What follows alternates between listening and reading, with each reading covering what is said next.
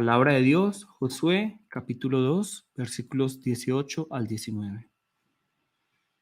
He aquí, cuando nosotros entremos en la tierra, tú atarás este cordón de grana a la ventana por la cual nos descolgaste, y reunirás en tu casa a tu padre y a tu madre y a tus hermanos y a toda la familia de tu padre. Cualquiera que saliere fuera de las puertas de tu casa, su sangre será sobre su cabeza, y nosotros sin culpa. Mas cualquiera que se estuviera en casa contigo, su sangre será sobre nuestra cabeza, si mano le tocare. Amén. Vamos a orar. Padre Dios, el día de hoy te damos muchas gracias, Señor, por tu amor y por tu misericordia. Te damos gracias porque hoy nos permites presentarnos nuevamente delante de ti en adoración, en exaltación hacia ti. Y permítenos, Padre, rendirte un culto que te agrade, que te exalte, que tu palabra hoy nos impacte y que nos invite y que nos exhorte y que nos mueva a estar en Jesús, que es lo más importante. Padre Dios, ayúdanos, Señor, a estar despiertos, atentos, y que este siervo tuyo solo hable tus palabras y no las palabras que vengan de su mente o de su filosofía. Oramos en el nombre de Jesús. Amén. Bueno, antes de comenzar, yo quiero hacerles unas preguntas, ¿cierto? Y es, ¿qué similitud existe entre un hombre que es denominado justo y una ramera, ¿cierto? Los que no saben qué es una ramera, es una prostituta. Entonces, ¿qué similitud, qué cosas parecidas existen entre un hombre justo y una ramera o una prostituta? Y también quiero preguntarles, ¿qué relación tienen ellos dos con Jesús? ¿Qué relación tendrán ellos dos con Jesús?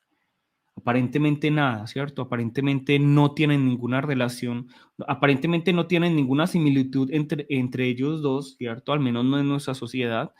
Y aparentemente no pueden tener ninguna relación con Jesús. Pero vamos a descubrir el día de hoy que realmente podemos aprender mucho de esta relación entre el hombre justo y la ramera y Jesús, ¿cierto? Vamos a ver estos tres, digamos, estas dos preguntas, cómo se solucionan.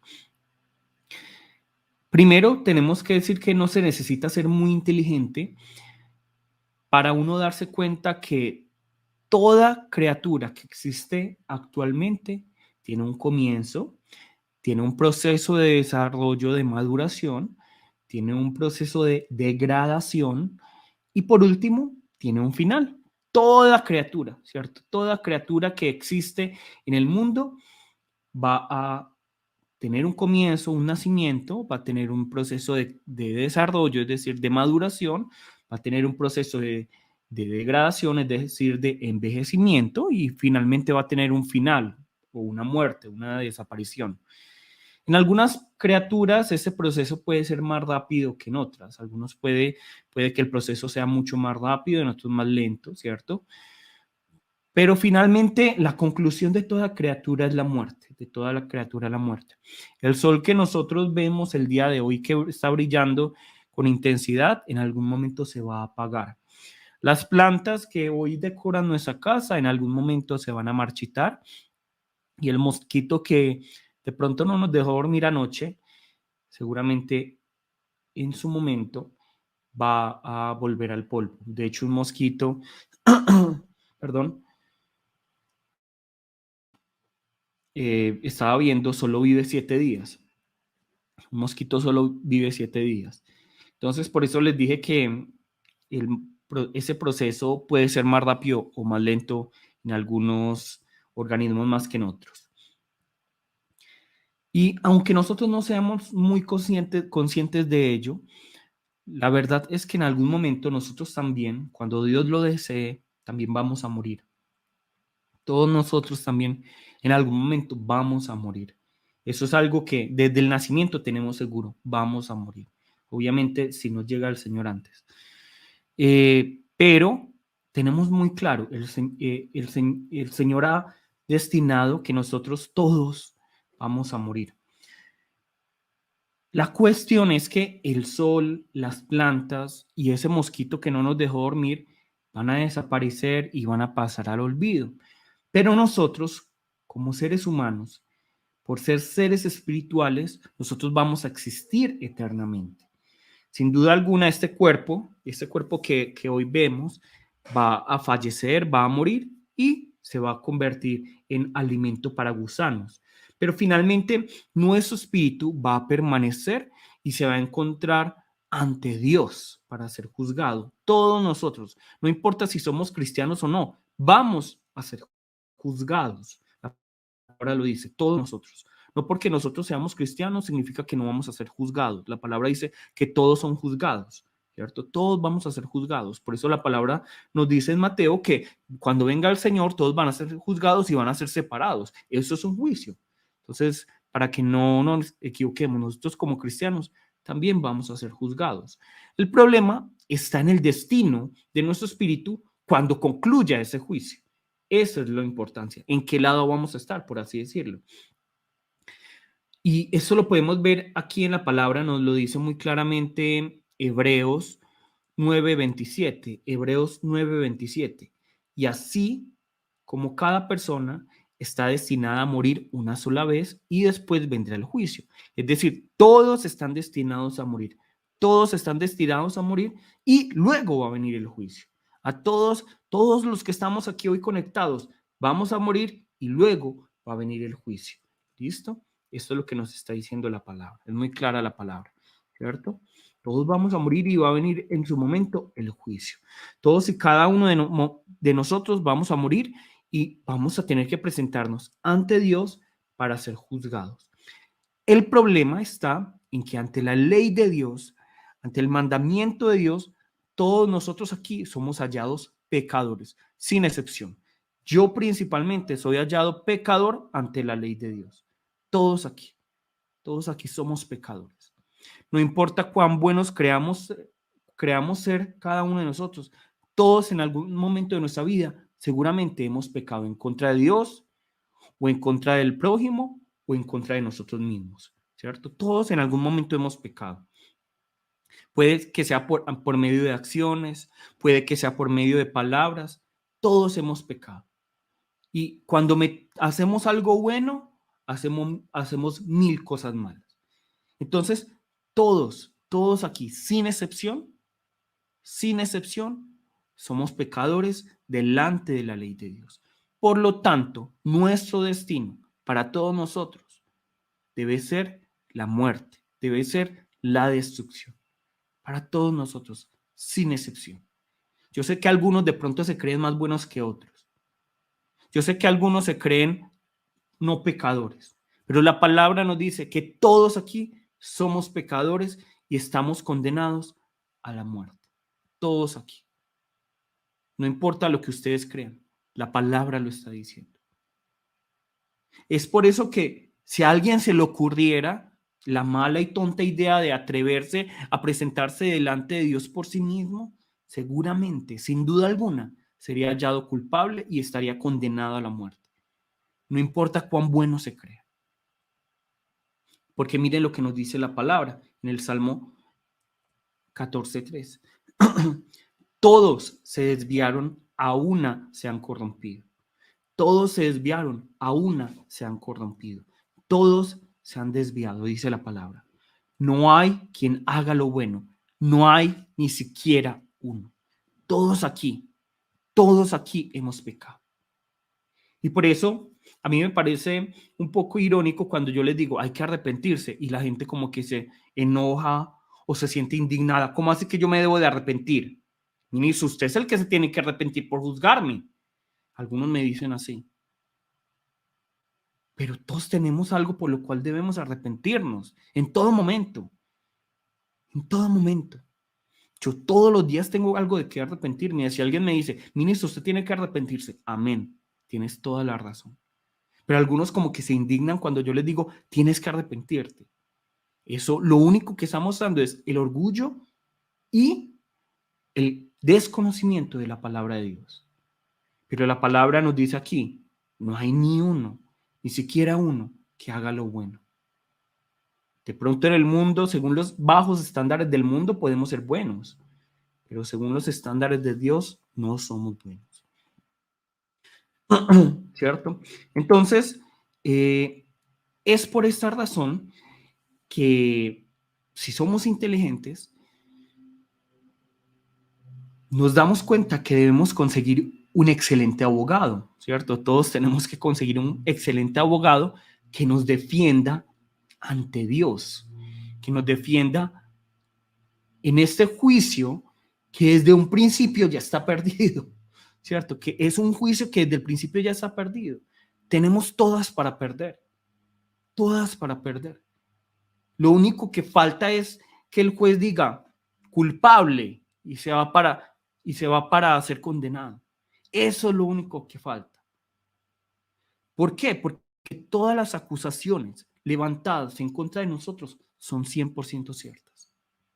Y segundo, porque el juez que nos va a juzgar no puede ser ni engañado ni puede ser sobornado. Nosotros de pronto ante un juez hay gente que habla muy bien y podemos engañar de pronto al juez. Podemos engañar a los jueces, podemos engañar a la policía, podemos engañar a la gente o podemos sobornar, como pasa de pronto en nuestra realidad. Podemos sobornar o podemos amenazar a ese juez o a esos o a la fiscalía, a la policía, para que ellos den un juicio a favor de nosotros. Pero Dios no puede ser ni engañado, ni sobornado, ni amenazado. Y Él conoce que todo lo que hemos nosotros hecho es 100% cierto. Todas las acusaciones en contra de nosotros son 100% ciertas. Dios lo sabe muy bien. Y por eso tenemos que conseguirnos un excelente abogado.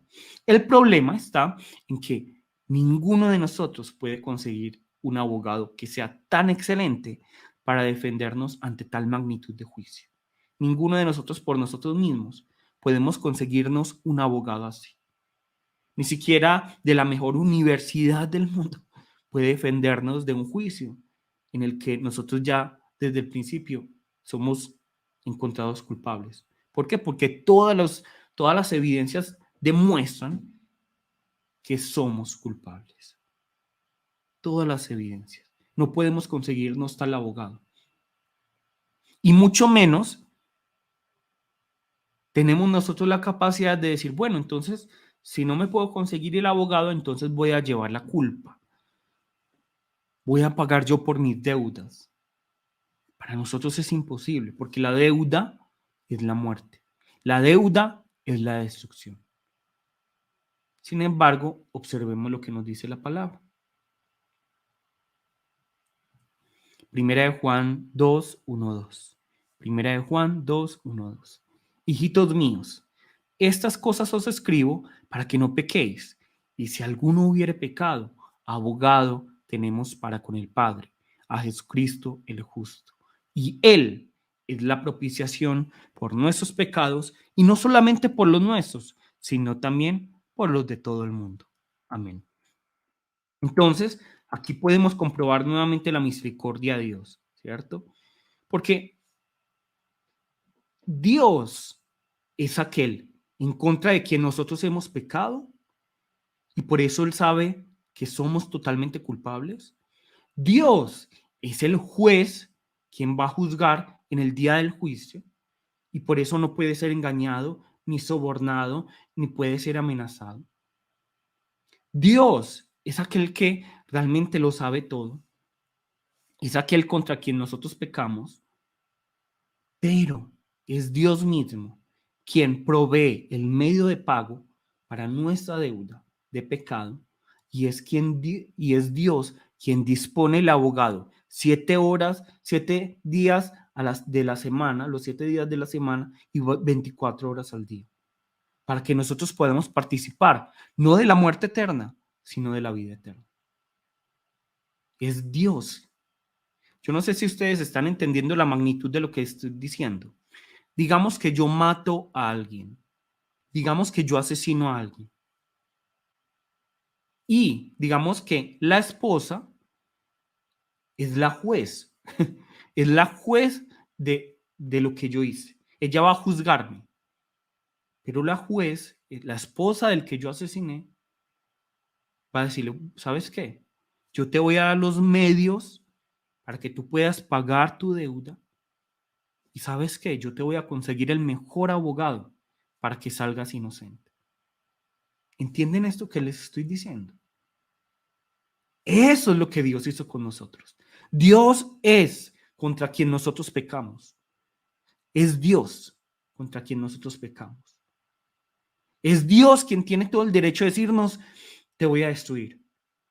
Y no solo esto, es Dios el juez. Dios es el juez. Perdón.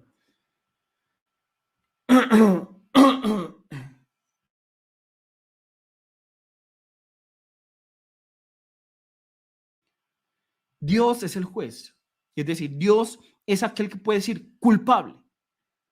Pero a pesar de todo esto, a pesar de que nosotros pecamos en contra de Dios y a pesar de que Dios es el juez, Dios provee el medio de pago para nuestra deuda de pecado y es Dios quien provee el abogado que va a estar 24/7, es decir, 24 horas del día, 7 días a la semana, con nosotros, intercediendo por nosotros, para que podamos tener vida eterna y podamos participar de las riquezas del reino de los cielos. Este es nuestro Dios. Esta es la misericordia de nuestro Dios. ¿Y quién es el medio de pago? ¿Y quién es el abogado que Dios nos ha dado? Jesucristo. Jesucristo. Y esto es lo que nos está diciendo 1 Juan 2, 1, 2. Hijitos míos, estas cosas os escribo para que no pequéis. Y si alguno hubiere pecado, abogado tenemos para con el Padre, a Jesucristo el justo. Y Él es la propiciación por nuestros pecados. Y no solamente por los nuestros, sino también por los de todo el mundo. Aquí se está diciendo lo que les acabo de decir, que tenemos un abogado que se llama Jesús y que Él es el medio de pago de nuestras deudas. Es maravilloso. Ahora miren lo que nos dice este versículo. Entonces oí una gran voz en el cielo que decía, ahora ha venido la salvación, el poder y el reino de nuestro Dios. Nos dice aquí la palabra. Ahora ha venido la salvación, el poder y el reino de nuestro Dios y la autoridad de su Cristo, es decir, de su enviado, porque ha sido lanzado fuera el acusador de nuestros hermanos, el que los acusaba delante de nuestro Dios día y noche. Aquí se nos está dando una profecía de lo que va a ocurrir en un futuro, ¿cierto? Y se nos está diciendo que viene la salvación, viene el poder, viene el reino de nuestro Dios y la autoridad de Cristo sobre cada uno de nosotros. Pero también nos está diciendo que va a ser lanzado el acusador de nuestros hermanos, es decir, de todos nosotros, el que nos acusa, dice la palabra, de día y de noche. ¿Quién es el acusador? Sin duda alguna es Satanás, diablo, serpiente, el dragón.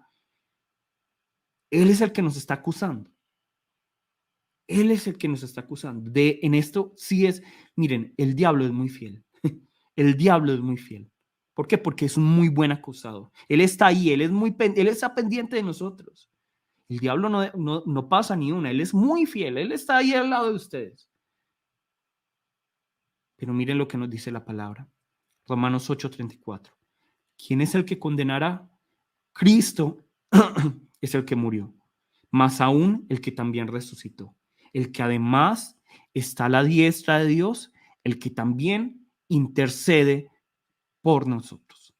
Jesús es el que intercede por nosotros. Entonces, debemos tener claro esto. Nosotros, imaginémonos esto, tenemos un fiel acusador, y digo fiel porque el diablo siempre está allí, él está pendiente, ¿cierto? Él está pendiente.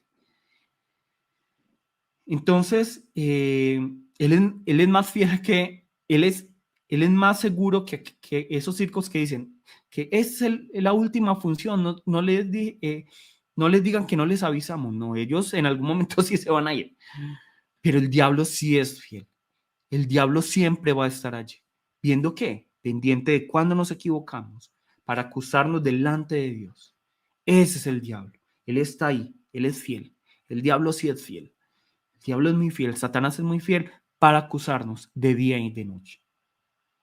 Pero la palabra nos dice que en contraposición al diablo, a Satanás, que nos está acusando de día y de noche, ¿está quién? está Cristo, está el Mesías, está Jesús, quien es un fiel y perfecto redentor y un fiel y perfecto abogado. ¿Qué fue lo que nos hizo? Que nos rescató, perdón, y está pendiente de cada uno de nosotros para que por medio del Espíritu Santo podamos tener la certeza de la salvación, para que nosotros podamos participar de las riquezas del reino de los cielos, para que nosotros podamos, si en algún momento nos equivocamos, recibir intercesión delante del Padre. ¿Qué es lo que hace un abogado? Un abogado defiende y un abogado también, ¿qué es lo que hace? Esta persona tiene los derechos de todas estas cosas. Entonces, este es el abogado que nosotros tenemos, Jesucristo, aquel que ante el Padre dice, primero, Down ya recibí el perdón de los pecados, pero también Down tiene derecho a todo esto, tiene derecho a todas estas cosas, a las bendiciones celestiales, a las riquezas celestiales, a la sanidad celestial, al poder celestial, a la autoridad celestial. Eso es por lo que Jesús está intercediendo, por todas esas cosas que hacen parte del reino de los cielos. Esto es lo que nosotros tenemos como intercesor, a Jesús. Y así con cada uno de ustedes, así como conmigo,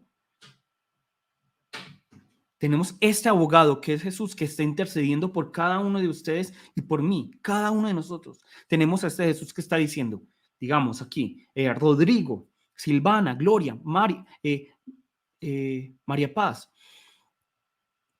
tiene salvación y puede participar de todos estos derechos del reino de los cielos. Eso es lo que hace un abogado, ¿sí o no? Un abogado defiende, digamos, cuando alguien está acusándolo a uno, pero también va a decir, esta persona tiene estos derechos. Ahora tenemos este abogado que es Jesús, 24/7, 24 horas del día, 7 días de la semana, ante el Padre diciendo, Él tiene salvación y tiene estos derechos. ¿No es maravilloso el abogado que tenemos? Tenemos un maravilloso abogado. Y es por esa razón que la palabra nos dice que nosotros debemos estar en Jesús y permanecer en Jesús. Y es aquí donde vamos a encontrar la similitud entre este varón justo llamado Noé y esta ramera, esta prostituta llamada Rahab, y la relación que estos dos tienen con Jesús. Entonces, recordemos la historia rápidamente de Noé. La historia de Noé nos habla de cómo el juicio de Dios eh, vino al mundo en forma de un gran diluvio, ¿cierto? En forma de un gran diluvio. ¿Por qué? Porque la humanidad se había pervertido grandemente. La humanidad se había pervertido tanto, tanto, tanto, que Dios envía un juicio a toda la humanidad. Pero entre toda la humanidad, un hombre halla gracia ante los ojos de Dios. ¿Cómo se llama este hombre? Se llama Noé. Y la palabra nos dice que él es un varón justo. Entonces, como Noé y su familia hallan gracia delante de Dios, ellos reciben el mandamiento de construir un arca para sobrevivir al gran diluvio, ¿cierto? Entonces, vamos a ver que Noé y su familia, en total son 8 personas, pudieron ser salvos del diluvio mientras estuvieran en el arca. Bueno, algunas personas, esto ya es como parte, algunas personas dicen que, porque suena esta historia como un mito, ¿cierto? Suena como una leyenda, como una historia para niños. Pero yo quiero invitarlos a que creamos que esta historia realmente fue verdad, no solo por lo que nos dice la Biblia, sino también por lo que está fuera de la Biblia. Si nosotros vemos las otras culturas que no son las judías, que no son las cristianas, vamos a ver que todos hablan de un diluvio, o al menos la mayoría, no puedo decir que todas, pero muchas culturas hablan de un diluvio, de un gran diluvio que vino sobre toda la humanidad y de un grupo de personas pequeño que se salvó, de un grupo pequeño. Y no solo es en el Medio Oriente, porque algunos podrían decir, bueno, es que es una historia de Medio Oriente que se repitió. No, esta historia también la vamos a encontrar entre los chinos. Esa historia también lo vamos a encontrar entre los países nórdicos. Esa historia también la vamos a encontrar incluso entre los aztecas, México. Vamos a encontrar esa historia de un gran diluvio que vino sobre la tierra y de un grupo de personas que se salvó. Entonces algunos dicen, no, esto es una leyenda, es un mito que se repite en toda la humanidad. No tiene lógica, no tiene lógica. Los aztecas, los chinos, como están de alejados. En esa época que ni siquiera existían los aviones para que, bueno, te voy a contar una historia de lo que pasó. No, cada uno en diferentes culturas, en diferentes partes del mundo, participaron de este gran diluvio. Todos pueden dar cuenta de esto en países tan alejados de este pequeño grupo de gente que estaba allí donde estaba Noé.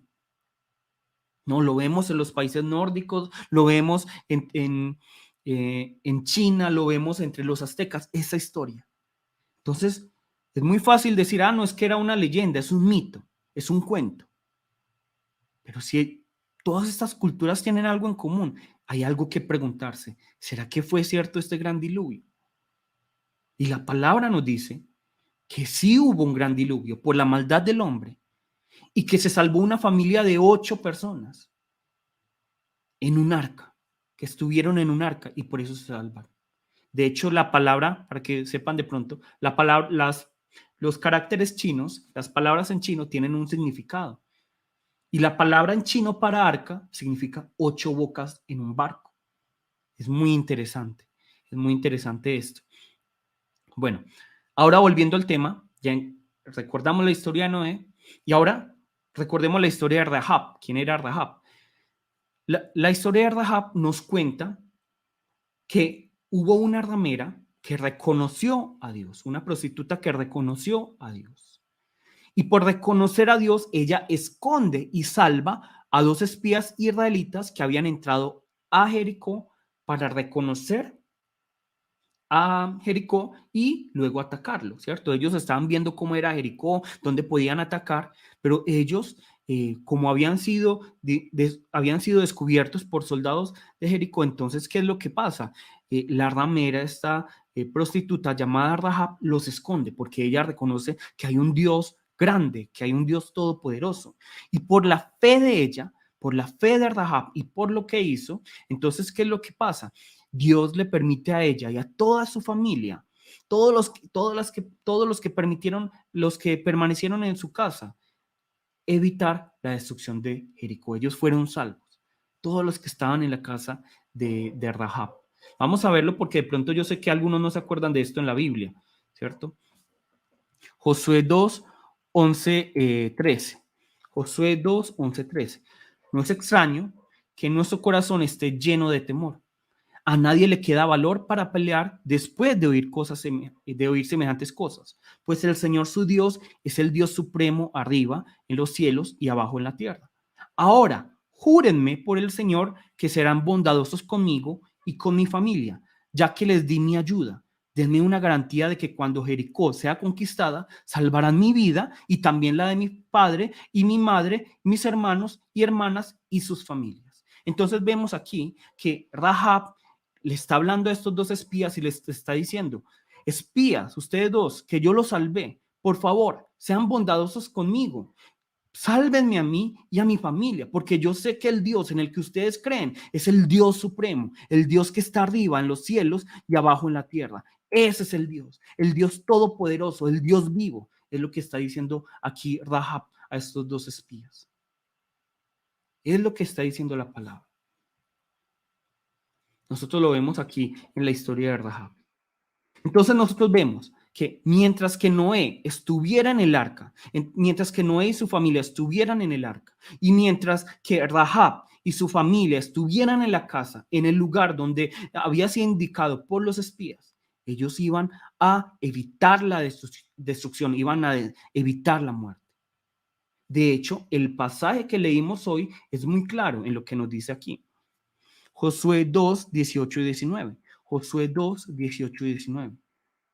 Cuando entremos en esta tierra, tú deberás dejar esta cuerda de color escarlata colgada de la ventana por donde nos hiciste bajar. Aquí están hablando los espías a Rahab.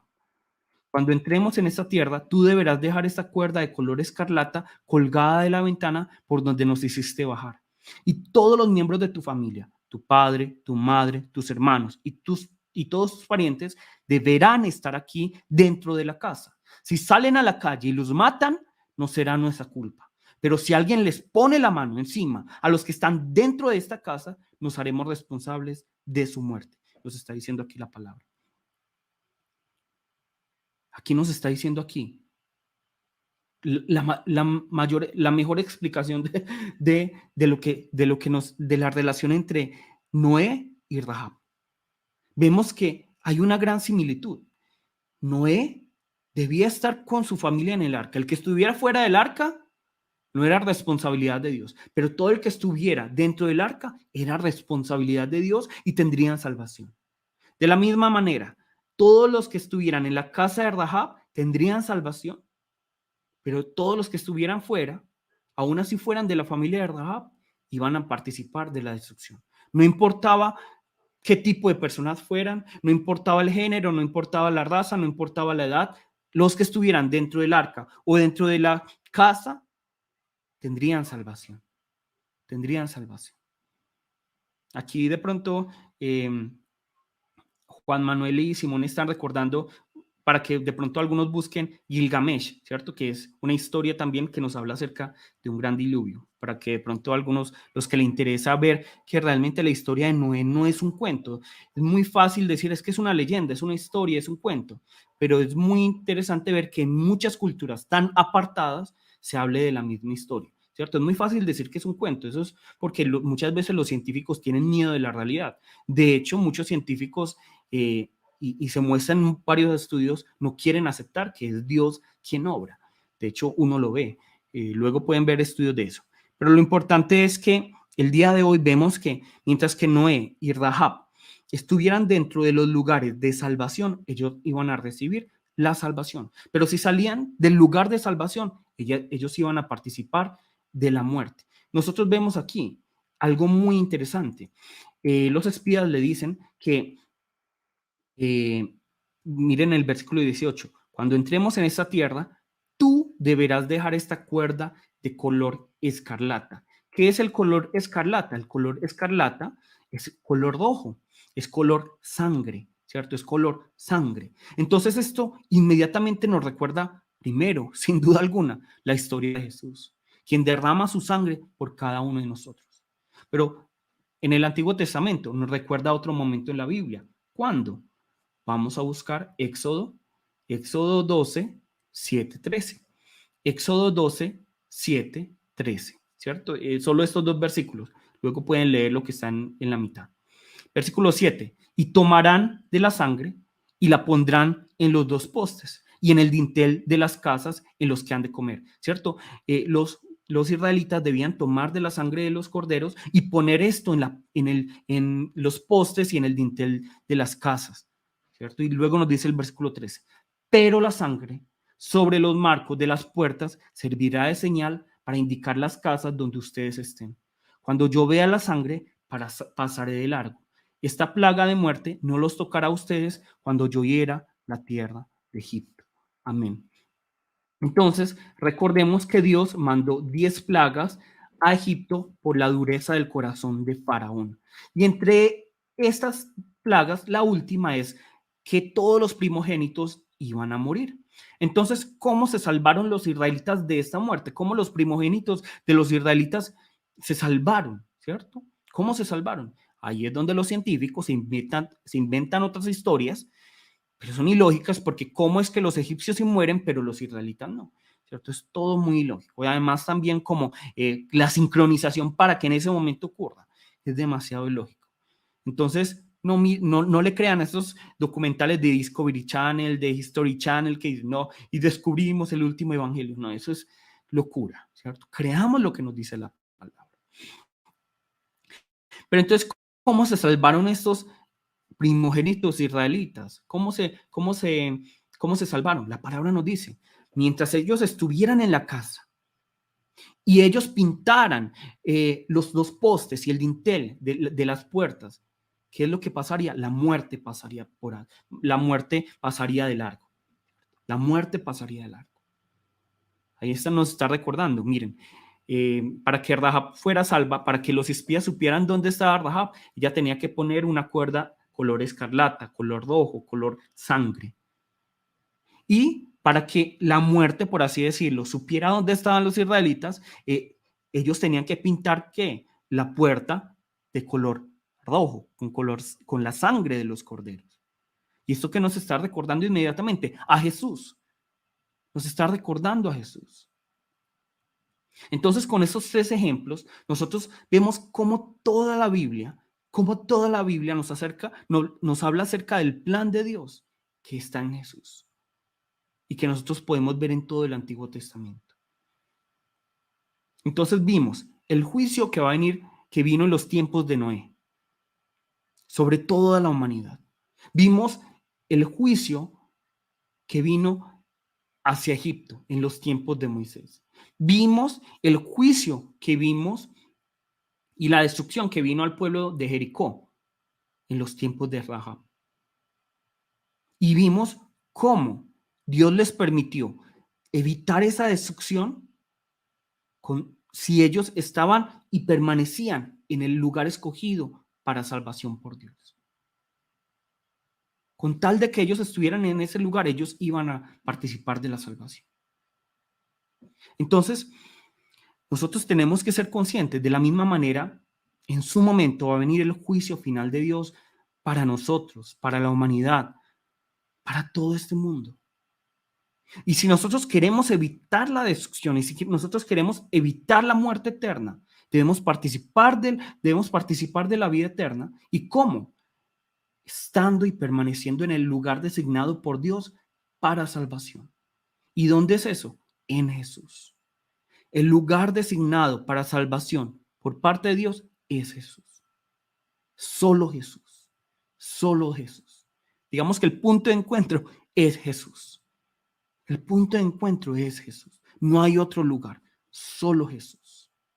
Solo Jesús.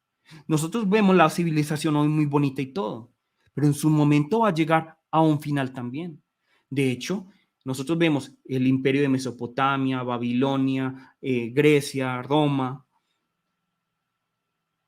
Todos esos imperios parecían que nunca iban a terminar. Fueron creciendo, creciendo, creciendo y llegaron a un punto en el que realmente hicieron grandes cosas, así como hoy nosotros lo vemos en nuestra sociedad. Pero luego vemos que hay algo en común en todas ellas. Hubo como una degradación, hubo como en ellas como una perversión, poco a poco. Lo que nosotros vemos hoy en día con todos estos movimientos que vemos actualmente. ¿Y qué fue lo que pasó? Cuando ya llegaba a ese punto de maldad, llega un punto en la historia en que todos esos movimientos hacen y toda esa sociedad hace que todo se caiga, que todo se destruya. Y eso es algo en común, porque creen que esto va a ser diferente ahora. Esta civilización también va a llegar a un punto en el que, y uno ve la historia y uno dice, ay, con razón los alienígenas no vienen a esta tierra, ¿cierto? Uno ve TikTok, uno ve Instagram, uno ve YouTube y uno puede darse cuenta al grado de estupidez que ha llegado la humanidad.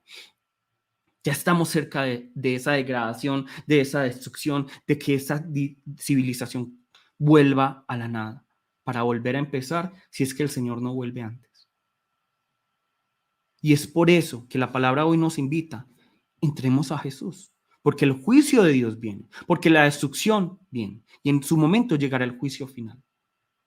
Si comparamos con los ojos de la vida, con nuestros ojos, la vida de Noé, que era un varón justo, y la vida de Rahab, que era una mujer ramera, nosotros podríamos decir, no, Noé se merecía más la salvación que Rahab, ¿cierto? Podríamos creer, según nuestra moral, según nuestro pensamiento. Pero la palabra hoy nos muestra esa relación y nos muestra a un Noé que era un hombre justo. La palabra dice, él era un varón justo, y Rahab que era una ramera y que era una mujer, que en esa época ya sabemos muy bien cómo se consideraba la mujer. Pero Dios no hace distinción. Dios no hace distinción entre este hombre, este varón justo y esta ramera. Dios no hace distinción en que no era un hombre y que Rahab era una mujer. Dios no hace no hace esta distinción. Dios no hace una distinción en que no era moral o éticamente un poco mejor que Rahab,